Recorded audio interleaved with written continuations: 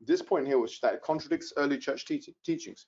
Now we have to remember that the Trinity is, and this is, by the way, something I introduced in the David Wood debate. A few have watched that debate, and something which came with no response, not only from David Wood, but by the entire Christian community for 2 years. I mean, it's a very robust argument. I'm very confident in it, not least because it's represented in the historical literature, in the secular literature. It's not even Muslim stuff. The idea that you have three persons of the Trinity that are both co-eternal and co-equal. Okay, these three persons of God are co-eternal and co-equal, three of them. That's a 4th century development. Okay, and you will see that if you look at the early church fathers, which we're going to be looking at in more detail in the next session, they didn't have this conception. They did not have that conception. Okay, and what is the implication of this? The implication of this is, if the early church did not know who God is, then this shows that the Trinity is not a natural reading of the religious texts, nor a result of Jesus's preaching. That's a very important thing. Just going to the next slide. So as you can see here, this is something from Origen of Alexandria, a very important church writer, what you refer to as an ecclesiastic writer. So really, is he a saint or not? The church, the Catholic Church, I think had not rendered him a saint, but nevertheless one of the most prolific writers of the patristic period. And the word patristic just talks about the study of the fathers, the church fathers. So if you have a glossary, once again, go back to the to your keywords and write the word patristic. Patristic just means the period of church fathers. And when we're talking about periodization, in the next session, we're going to talk about the importance of different types of periodization.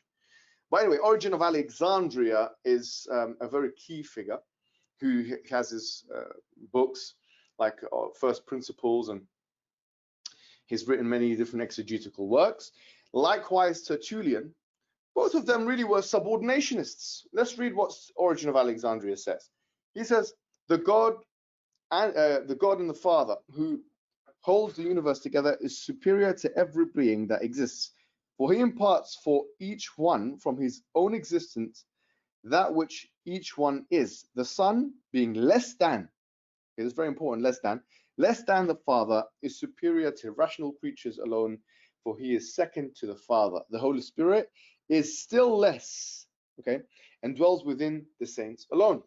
So that in this way, the power of the Father is greater than, okay, these are just clear comparative words, that of the Son and of the Holy Spirit, and that of the Son is more than, okay, that of the Holy Spirit. This is very clear, okay? He's clearly a subordinationist. Tertullian is clearly a subordinationist, okay? These, Justin Martyr, Polycarp, all of those were clearly subordinationists, all right? And it's very important to get the argument right. We're not saying the Trinity or conceptions of the Trinity did not exist until the 4th century. We're saying the you can say, Nicene, or you can, post-Nicene Trinity, especially after Constantinople, that wasn't realized or fully understood until the 4th century. So in particular, the co-equality and the co-eternality of all three persons of the Trinity, those two things were not, okay, the standard understanding of the church fathers. So that's something which is a very important thing. This is something which Dale Tuggy says, Professor Dale Tuggy, the terms we translate as Trinity, so Trinitas or Trias, seem to have come into use only in the last 2 decades of the 2nd century.